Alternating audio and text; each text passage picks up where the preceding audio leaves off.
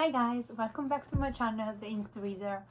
I have to apologize because I kind of disappeared in the last couple of weeks. Unfortunately, I got COVID despite the fact that I am ultra vaccinated.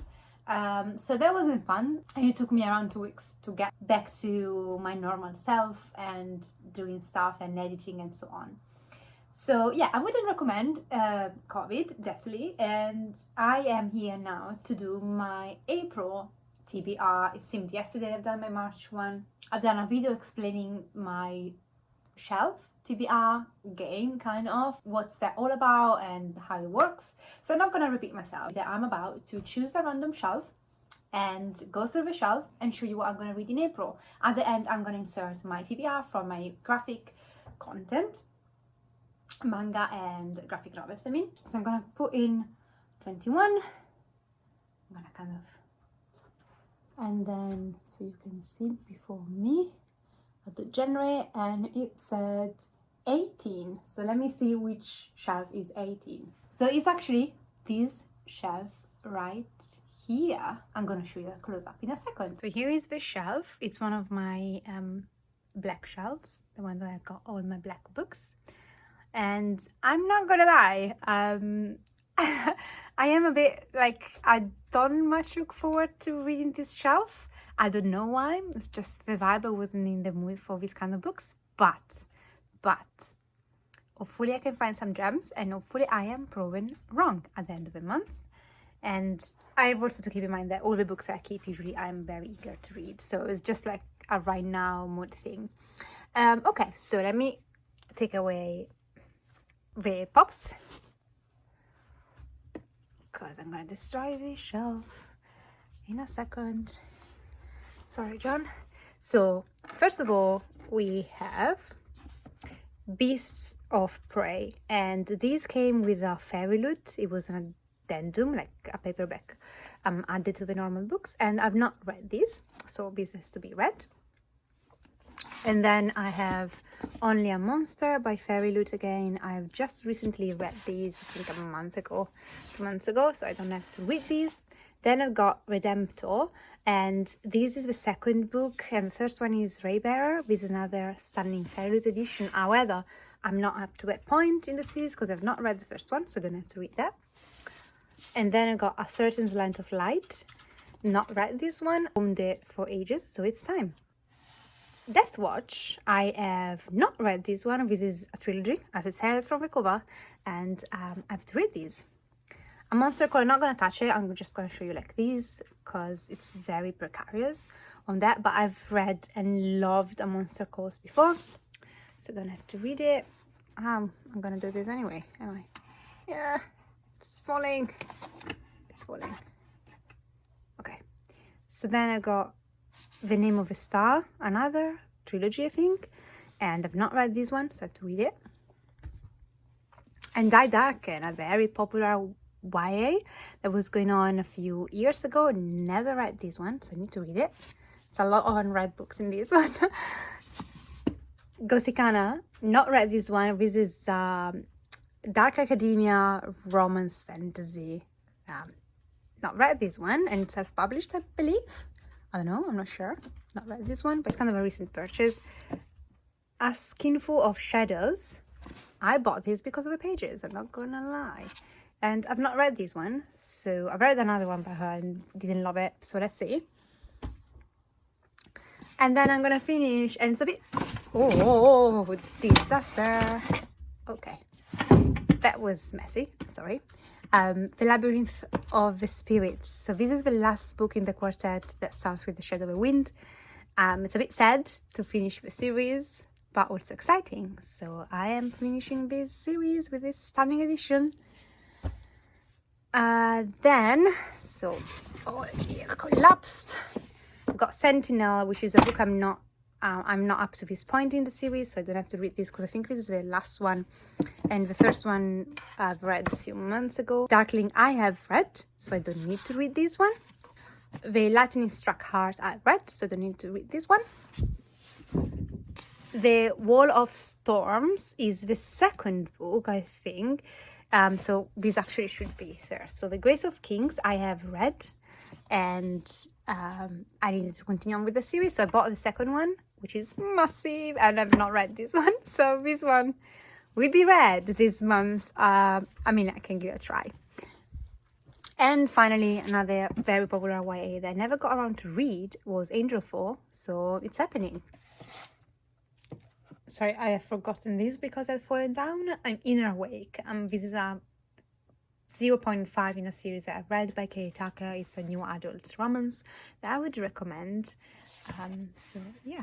Okay, I am in a lot of trouble because I have some leftovers from last month for sure. You're gonna see that in my wrap up when I do it, because it's still a few days before the end of the month, so we'll see. But before I show you and I go through the synopsis of what I chose, I have to add, I have a fantasy TBR that I put up like around now a year and a half ago. So I'm reading a book in each subgenre of fantasy, and I did say that if Shelf didn't have one of the picks, I would have to add that book, like one from the fantasy TBR. However, in the last few months, I have read each month multiple choices from the same TBR. So although there is no specific fantasy pick that it's also on that TBR, I'm gonna kind of give myself a pass for this month because I've got some massive books in here, and a few of the books that probably I will have to carry over are actually part of that TBR. So just for this month, I'm not gonna add an additional book. I am actually reading more. I've read more in 3 months of what I was expecting, so I'm actually a pretty good point with that TBR. So I'm just picking them up as they are in front of me. So I will have to read The Wall of Storms by Ken Liu. This is the second book in an epic fantasy series. I've read the first one ages ago. With ages, I mean a bunch of years ago. And I remember that it was okay. I didn't fall in love with that book back then. I probably gave it like 3.5 stars. But I've heard it gets better. And it's been a while, so I don't remember exactly the plot. I might have to kind of go and check up for a refresher, but I remember that basically you had these kind of bunch of characters that you would follow, and they were trying to overthrow an emperor, if I'm not mistaken. And I don't remember exactly how it finished. I remember that the end was one of my favorite parts, so I'm going to revisit a bit the plot from the first one, just finding online somewhere, and just continue on with these 800 pages long fantasy. I think it's a trilogy. I've seen some stunning covers for these, but they're way out of budget, so we'll see. Maybe one day. As of now, I'm just gonna, dive with the paperback. Then I got Angelfall. This is a YA fantasy, and you follow this girl that she's trying to get her little sister back after the angels that have kind of come to Earth and destroy it, kidnapped her. And it feels like a lot like Hunger Games, like, I don't know, the premise of her trying to save her little sister. But we will see. I've heard amazing things about these, but it's been ages and I don't read many YA. But I heard that to be a YA, this was kind of brutal, which does appeal me, the idea. So we'll see if I like this. If not, I'm just gonna get rid of it and let it continue with the trilogy.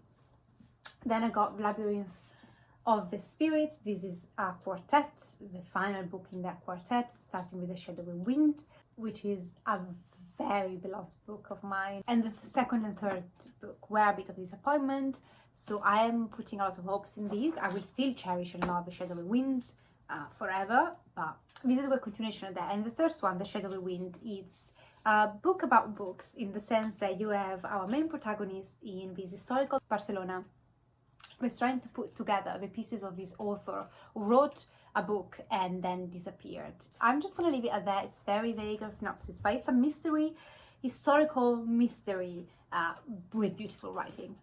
So yeah, this is a book that, mark my words, because I do have a feeling that I might enough this.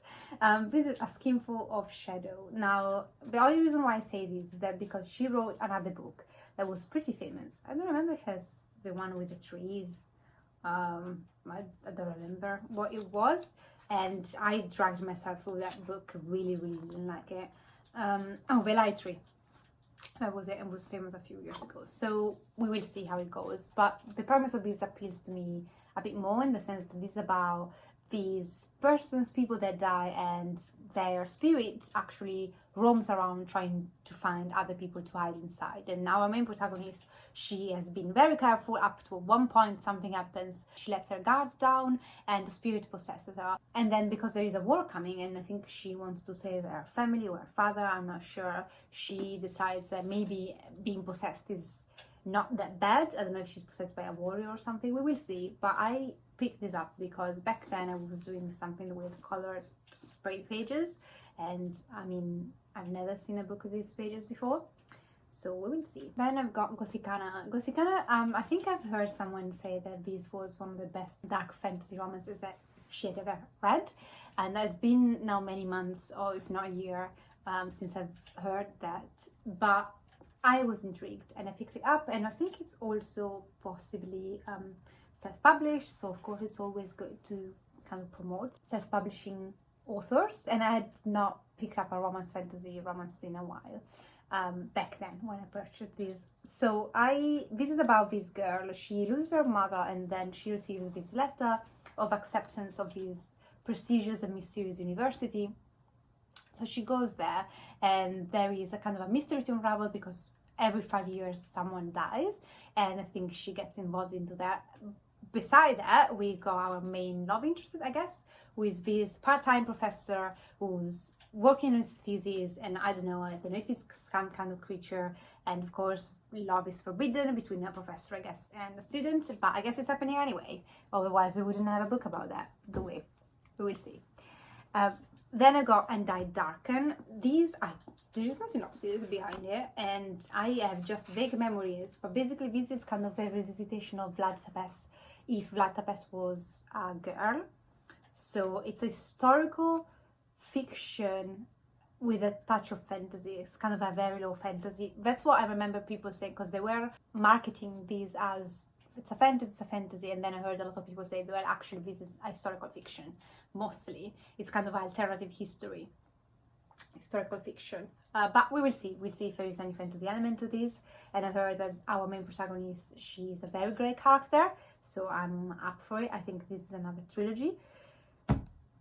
It's happening. It's either, you know, I like it, keep reading, or I just get rid of it. Then I got a YA that actually does intrigue me a lot, which is The Name of a Star, because this is the story of this girl. She goes to London from Louisiana to go to school, like boarding school there, and when she's there in London, murder like Jack the Ripper murder starts to happen, and she thinks that she sees the guy who's behind these murders on the grounds of the campus, but no one else has seen him, and she was with a friend and a friend didn't see him. I think there are some paranormal elements to that, and I've heard amazing things about these whole trilogy. Actually, I think it's a trilogy, so I'm looking forward to delve into these. And then I got Beasts of Prey. This is a recent purchase because it came with a fairy loot, and all I know about this is that you've got basically these zoos that contains mystical, very dangerous creatures, and one day there is a fire with one of these creatures, or many of these creatures escape,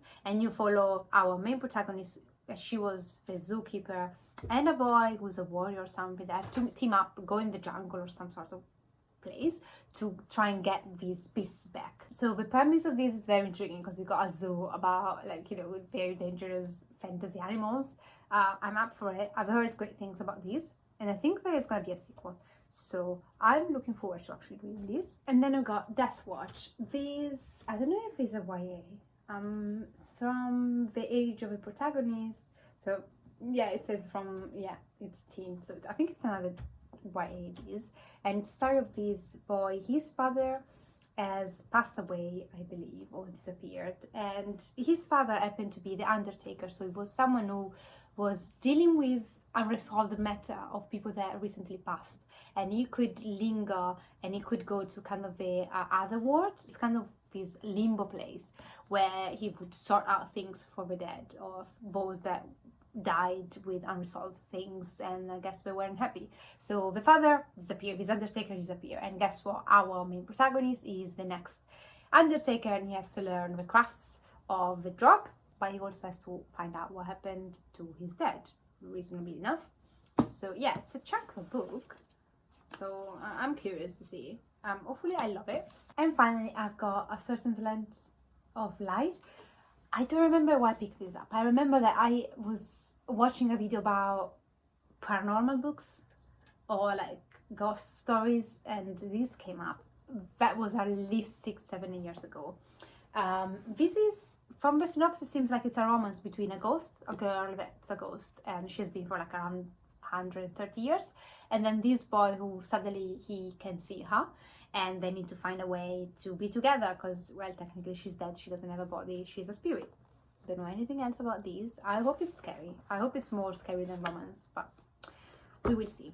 So that's all for the books. I'm gonna now talk about the graphic novels that I am planning, aiming, hoping to read. I'm gonna be ambitious again and go with 5, because, you know, worst case scenario, I don't get around to some of them. That's just the worst case, yeah. And so I'm gonna start with the 2 that I don't own, that I'm planning to buy, purchase, and read when they come in. So first of all, Berserk Volume 3. I'm gonna continue on with my reading of Berserk, especially after the ending of the 2nd volume. I want to know what happens. And then another one that I'm planning to finish the whole series by reading these is Why the Last Man. This is the kind of deluxe edition, like omnibus edition, whatever you want to call it. So book number 5 is the last one. So if I read this, I'll be done with the series. And this is kind of a dystopian series, alternative history, where a virus kills every male mammal on Earth, included humans, male, and so you follow the only guy who actually survived, him and his monkey. They're both males. So yeah, finishing up this series that I've been enjoying so far. Then I'm planning to continue on with Preacher. This is book number 4, and again, this is a deluxe. I don't know if it's a deluxe edition. I wouldn't call it deluxe edition, but it's kind of like contains probably 2 volumes rather than just 1. I had tried the TV show. I never continued on. I didn't hate it. I just don't know. I never continue on with Preacher, the TV show, but I maybe this will give me a push to continue on. And this is Track. This is Track. Hi, Track. Thank you, Track. How do I describe it? So this is the most blasphemous thing I've ever read, period. You follow a preacher who has actually been bestowed upon some very special powers, actually the powers of one of the most powerful creatures you can think of, and I don't want to give any spoilers because I think it's such out there, this series. And he has a way of preaching, though, that's very peculiar. And this is bloody violent, this is blasphemous. So if you're someone who's very sensible and about religion and doesn't like humor when it comes down to religion, and doesn't like the blasphemy or violence or anything of the sort, avoid these. Thank you, Track, for backtracking.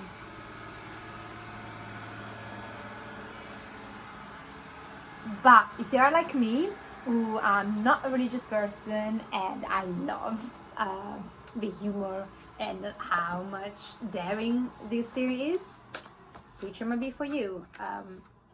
I don't know, wait to like show you some of it. These, and of these there are 6 volumes in total. So book number 4, and if I read the book number 5 and 6, I will be done with the whole series. Then I'm planning to read a manga, which is Skip Beat. I have owned this for ages, and it's time for me to read this. This is again a collection of 3 volumes, I believe.